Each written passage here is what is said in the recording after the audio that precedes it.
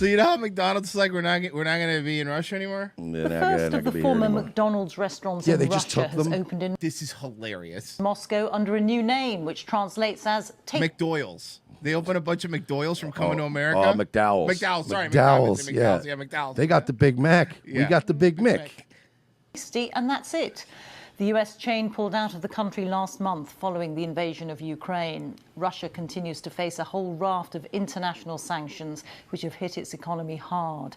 Russia editor Steve Rosenberg has the story. Can I ask? I just want to point. Hold on. In Moscow, the burgers. Okay, hold on.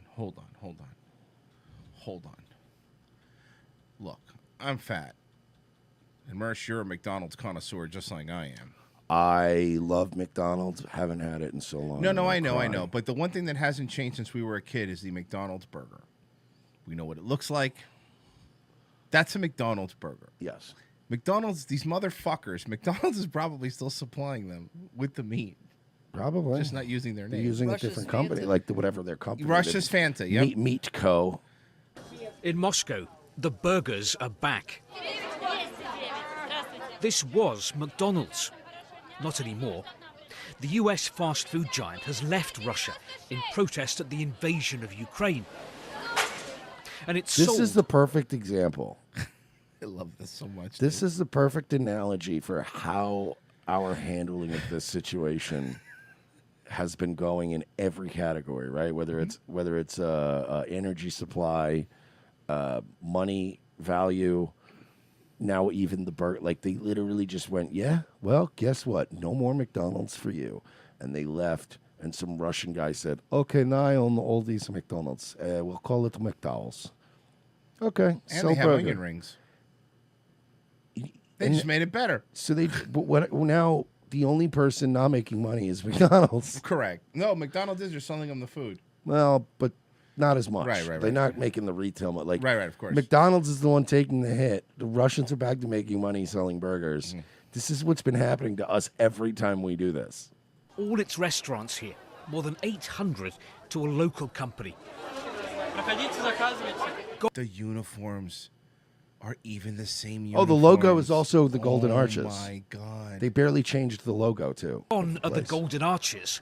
The logo now is 2 French fries. Oh, never mind. I guess the they did change burger. it. The man who was quick to buy the fast food business has just had his yacht taken by the Biden administration. But he has reported to the Associated Press he plans to buy a much larger, cooler yacht.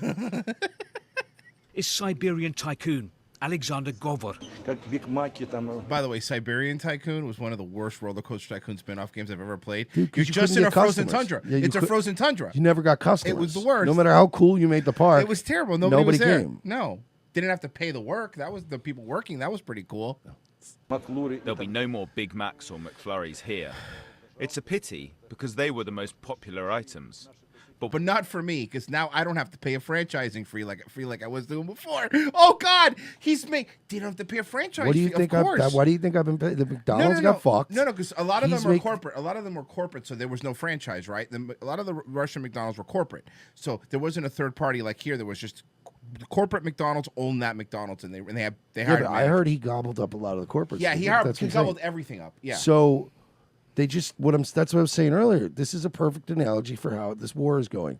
We cut ourselves out of it, and they're like, yes, but I will still sell burgers now and just keep all money. Yeah, exactly. And you're like, but it's not the way it's supposed to go. The only way this would have worked is if McDonald's set all their McDonald's on fire and then left. But they should have opened them up in Minneapolis.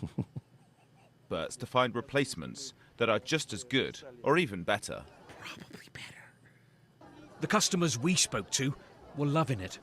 Get it? Oh, yeah. Russians can do fast food just as well. Oh, he's Russian? I couldn't tell. Veal tells me. And as for Western sanctions and global brands leaving Russia, we are very tough people. You can't scare us. Tougher than we are. No one wants to admit it. Isn't that a dirty little truth that nobody wants to admit? They are built for this. We are not. I'm including myself. We're not built for it. They're built for this shit.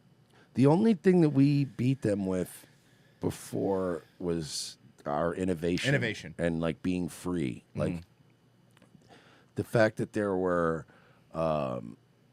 a financial sort of a benefit to working at like defense companies or like designing these things. And you know what I mean? We had innovation because we had a capitalist system where people could move up if they were smart or could come up with an idea or something. And now we're too busy teaching people pronouns that we're not even getting to the innovation part. Yep. And now they're innovating.